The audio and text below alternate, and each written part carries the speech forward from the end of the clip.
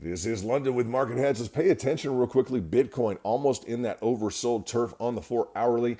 Going to get this video out quickly. This is London with MarketHedge Pro. We're going to stack some longs in. I'm going to go ahead and pull the trigger on 10 different accounts in the back today. We made $300,000. Congrats to everybody in the back. J-Mac, what's up, Luke? What's up, Daniel? Guys, good to see you trading in the back. In terms of this specific trade, I'm going to say I'm going to go ahead and hit the button. I want this leverage just a little bit higher, 325 per order. The margin, why don't I match that up at 325? So we're 325 on at 325 leverage at each level across 10 accounts. And let me make sure on those accounts we've got them here. Yeah, each about looks like each over 250K. So the majority of these 10 accounts should just power through. Let's go ahead and select yes, we want to absolutely execute this across 10 accounts.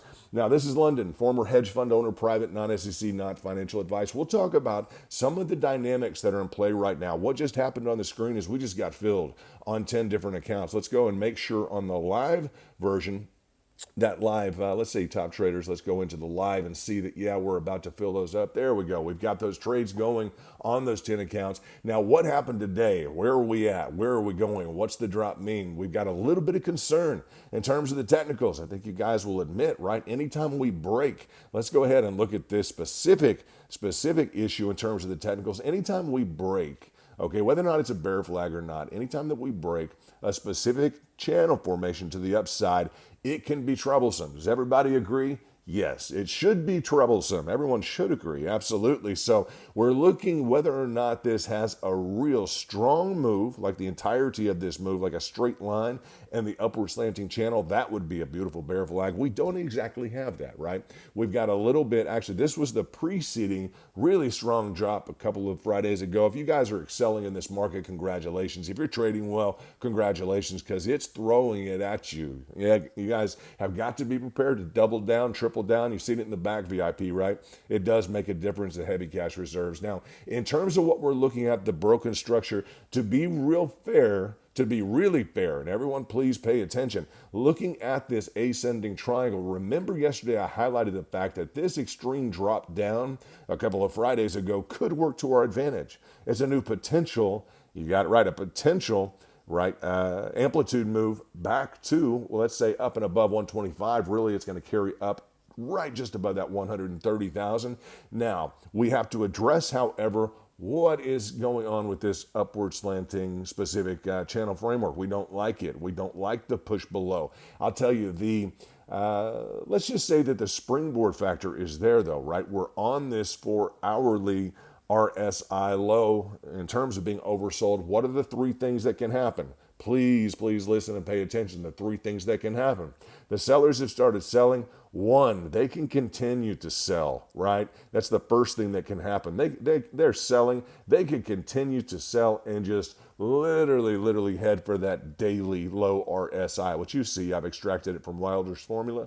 You'll see it there right at about that 98,000. Okay, so number one is the sellers could continue to sell. Number two is buyers could come in and then relinquish once again to the sellers, right? So we could get a temporary bounce, a little bit of a reprieve, but not the real move that we want, which is that third option, right? And that would look maybe something like this with a bounce and then to the downside. That would be number two.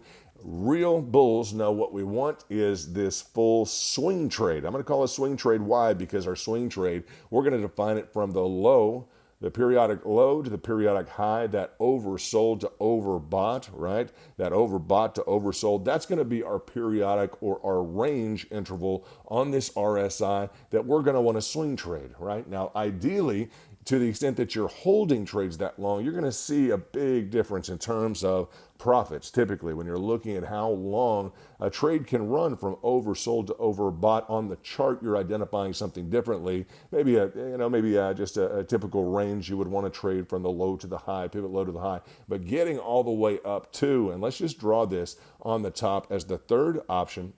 Let's draw it on the top as the third option. And this is London, former hedge fund owner, private, non-SEC, not financial advice. In terms of this, and let me take these RSI features off for a minute here and clean up so we can discuss that real low to the high. If we're looking at that range feature, yeah, apply your ranges to your RSIs. Try it out. When's the last time you held a trade from oversold to overbought on the 4 hourly for Bitcoin? When's the last time you held it from overbought to oversold? If you're a bear and like to short, yeah, it's a different ball game than saying, well, I want a swing trade. I have established a range with a low and a high, and I'll participate at the low back to the high. It's a completely different ball game, guys. So this can be the range. This can be the swing range to focus on. And so we're at the low, meaning oversold. That's that 30 area on Wilder's relative strength index, looking to go back to, ideally, you got it right, if you're a real bull, the high. Now, I'm going to remain bullish on this for one reason. Now, let's backtrack to a couple of weeks ago. This is just a repeat, isn't it? Now, if the bulls want to cave, they can cave. But what did they do last time? What happened last time? We were looking at an inverse head and shoulders. If you'll recall in this area, I'm going to take everything off the chart in terms of the drawing. Now, we were looking in this specific range at a particular flat top resistance. We wanted to come in along this level. You guys will recall this. We really wanted to come in right at this level and get this great ascending triangle with this flat top resistance in this zone. And what happened? The sellers just threw the bulls down, but look at the pickup and what a run to the upside. Now, that was one of those instances where we got that mid-level bounce, that second circumstance of what can happen, right? Sellers didn't continue to really sell here. We got that bounce, and then sellers re-engaged. Then we made the ride up. So I always like to think in terms of thirds. Why? Because essentially, guys, it's going to help you protect your capital, right? If you start to think, well, this is an 80% trade, it's a 90% trade, really thinking, no, I got a 1 in 3 shot at this, let's go, and I got plenty of backup cash to watch this work out. Now, putting this into a specific immediately relevant context, how does this look? How are the bulls doing? Does this look familiar at all? Absolutely. Absolutely, 100%. In fact, we broke this line precedingly. This was, guys, this was September. When was this? September 2nd or so, right? So we're looking at a little bit over a month ago. So we've had this same similar setup. That's why I'm not giving up completely here. With that said, we are going to be tested to the extent that this 4 hourly is going to pick up. And again, while I'm looking at something squarely in the face technically, that's saying, well, you just did this. We can do this again, right? And when I hear that, I just immediately start canceling that voice and say, no, London, you've got a 1 in 3 shot of getting back to this level, period. Boom. Of buyers picking up and it being a slam dunk. Now, those aren't huge odds. Those are the types of odds that make me say, okay, that means I need heavy cash reserve. That means this is a risky trade. That's how I want to coach myself when I'm hammering in across multiple accounts. Now, in terms of the way that the day went, I do want to highlight, and we'll talk about some specifics. Let's talk about the larger trade, which we can discuss. Now or in a minute. In terms of that, I did pick up a gold side trade, just so everybody knows. I picked up a gold side trade. It's hammering around. It's oversold on the 4 hourly as well. So I picked up a little bit of gold and made a little bit of money on that on the side, just to let you guys know. Incidentally, in the back, I appreciate you guys back and forth and showing me your charts. It's fantastic to see what you guys have got going. Now, in terms of a measured move to the downside, let's just get through this technical. I don't like this technical. I don't think many bulls do like the technical. It's kind of boring, right? As we were to look at a measured move to the downside, we could say this preceding move, right, could repeat to the downside. It's like I'm just going to call it a measured move. That's all you can call it. You know, if you study, guys, TA enough, it's not a bear flag. It's a measured move, right? Anytime that you can bring down a level of resistance to a level of support, it's the same dynamic at work. You guys will agree. Anytime that we can just drop this specific level of resistance down to level of support and match that target up, it's not necessarily a bear flag. I would say that this type of a upward channel is more of a constructive flag, okay? Constructive to the extent that it's actually in the form of either participating in a measured move or more likely a pattern. So we will see exactly how this works out. The bottom line is typically we know the 4 hourly has been a great pickup. As of recently, it's made a lot of money and it's been a great drop off. You guys know along the top, anyone who's in a short from the top, congratulations. Now, I have highlighted on here the Bollinger Bands on the daily. Why? Because we need to be prepared for this lower level. And you guys know that I am prepared. We went through that yesterday on the larger trade. It's, guys, it's down. What do I want to say? Probably $60,000, $70,000 now. Down, no problem. I'm prepared for lower and ready to compound in additionally. And how far down am I stacked on that other larger trade? Down to the 103. You'll recall that 103 level is the bottom standard deviation on the weekly. I like this as a potential bounce zone. If we could go slam down here and recoil, I would be extremely happy, right? Extremely, extremely happy. So as we do spend additional time on the 20 moving average, we're going to be constricting. Let's take a quick peek at the specific histogram for the MACD. You'll see we're dealing with a tough histogram on the weekly. The daily is still green, however, barely hanging on. Do we agree? Yes, we don't want this to get nasty and mean and red to the downside. We tried to flip. This was the ending, I'd say the takeaway from yesterday. We tried to flip the 4 hourly. We said, let's get the 4 hourly back together and in the green on the specific histogram of the MACD before we start to really count our upside potential. You guys will agree with that. Now, this was a beautiful move today. This is what made over 300 grand in the back. Let's pay attention to that real quickly. Anybody else who traded this pattern, congratulations. I love trading these patterns. Now, in terms of this, you'll see earlier, what did we do? I had stacked orders. I want to say there were $250 at 250 leverage, all the way down and through, and you guys in the back and the VIP picked up on this. And guys, if you want to join VIP, go ahead and join it and let me know. That's it. Just shoot me a DM, whatever it is. But we struck right down into, and depending on the time frame, it's going to show this earlier today, just hammered this specific RSI low, and it just springboarded back up. The type of trade I really didn't want to let go. To tell you the truth, it was just a nice pickup. So it was over three, it was at 3.5% of a rebound. Boom. Really a nice pickup, guys. Just a really important level, that 4 hourly low RSI. And we've been getting quite a bit of volatility. You guys will agree if you've been trading Bitcoin, whatever else you're trading, it's got to be responding to this level. These are 2.5% to 3% to 3.5%. These are nice moves. Honestly, we had the drop here from the top, which was also a nice move. And I've got this chart here, which is showing us we're kind of just looks like we're trying to pedal and reinforce a bit of a foundation on this RSI, low RSI. Let's take a look at the actual pattern in play. And again, I'll show you why it's my favorite pattern and exactly where I like to trade it. And guys, I wouldn't like to trade it if it didn't make money. So pay attention, please. If you can, think outside the box for a minute, right? In terms of, I hope you made over, guys, I hope you made $1 million today. Honestly, I hope you made, if you're trading, $1 million today, and I hope you make $1 million tomorrow.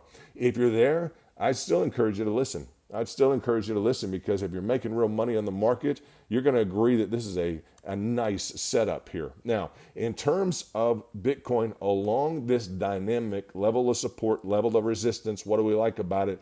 They're both, and let me go ahead and get rid of that. They're both expanding, right? So this tells me that I have a volatility, an established volatility equation with at least hit 1, 2, 3, 4 hits, establishing the top line recovery resistance at some point. Right? This is a line of expectation in the market that's grafted out. Irrespective of what else is going on, we still have that expectation. It's built in. Guys like me are trading for it. But before we're getting overblown on these moves, locking horns with Bitcoin and saying, you've got to get me to that line, what line is paying? And I bring this to the attention of you guys in the back all the time. When you find one of these patterns, what pays? Please pay attention. Guys, this is London, again, former hedge fund owner, private non-SEC, not financial advice. What pays is this bottom line support. And how does it pay? When you guys see a specific level like this, you say, yeah, but what are you supposed to do? Because it's going all on through the level of support. Guys, I'm going to circle it, and I'm just going to tell you that this is money right here. That is money. Why? It is agitated volatility, right? And what makes it a little bit different than something like this? What makes it different than that? You say, well, this was better, this was higher. Well, this one on the right is operating around what? Something that is consistent and that is absolutely identifiable, and I'm going to say absolutely predictable. So you can find additional volatility out to the left. You can go and try and raise Cain with it if you want to, but to the extent that this level of support is identifiable, and along with an expanding level of resistance across the top, we want both of them, first of all, to match this pattern. Okay, we need both of them to be descending, number one. Both of them also have to be expanding. So we need this heading down. This one also needs to be heading down, that level of support. And I need increased, right, an increased space in between them. That defines volatility. So it prepares the traders for volatility. And where it becomes the sweet spot, many, many times. Pay attention. This level of support, we love these trades when they can drop through this level of support. And what do we do? What do we do, guys? We stack orders. You got it right. We stack orders. So today across 10 accounts, what did I do? I stacked orders across 10 accounts, and bam, you guys in the back got to see it. It was a $300,000 day. Now, I had compounded down and lost a couple rounds in the preceding days, and this was a better compound down. It was a double down, and I would double down again tomorrow, right along that line. So the big takeaway, A, 4-hourly low RSI in the picture. And this here, I just want you guys to recognize, and I pull things aside sometimes just to let you know, money, right? And what makes it money, again, is the fact we have the technology to approach it, meaning stacked orders. We also have something that's identifiable and something that is also reliable. And I would just challenge you to backtest this. Please backtest this. Please find these specific expanding, descending volatilities. We call them bells, right? They do also like to rock to the upside many times. This recovery zone is no joke, okay? And it makes you trade it, of course. But to the extent that you identify these, please backtest these on your favorite asset and let me know if this is just a fluke. No, London, you're completely wrong. On a level of support, this is just a fluke. No, guys, you're going to find this is a real predictive level, and we like the stack, right? We like the stack of longs, and what I just tell you, the best, most consistent take is right up in this zone. It just is. So, and from this, we will find a pattern dynamic to try and get us back to the upside. Maybe some good fundamental news can come into the market. So thank you for spending a minute with me on this. However, you have to admit, if you didn't know what this was on the right, I'm telling you, if you don't know what it is, traders can stare at this their whole life and not pick it out. I'll tell you, they can stare at this for 20 and 30 years and never pick up on what the heck is that. I promise you. Look at that. A trader can stare at that for 30 years and never, ever, ever, ever say, I got it, I got it, I got it. Okay, so you guys now, we all got it. Okay, deal. In terms of the details, I'm going to let this specific video close and I'm going to get it out to you so you can pick up if you'd like to. Best pickup is at or below, just like that support level on the specific 4-hourly low RSI. And the most consistent, just like that level of support, I'll tell you, is on a recoup. So if we could dig down further, it would be great. Would love to see a recoup on that 4-hourly RSI. Remember your odds, and remember, heavy cash reserves never overexposed. And this is the riskiest thing we can find to do. Straight at you. You got it. Accelerated risk with accelerated returns is the name of the game. Guys, have a great, great day. Let's go rock and roll through New York. This is London with MarketHedge.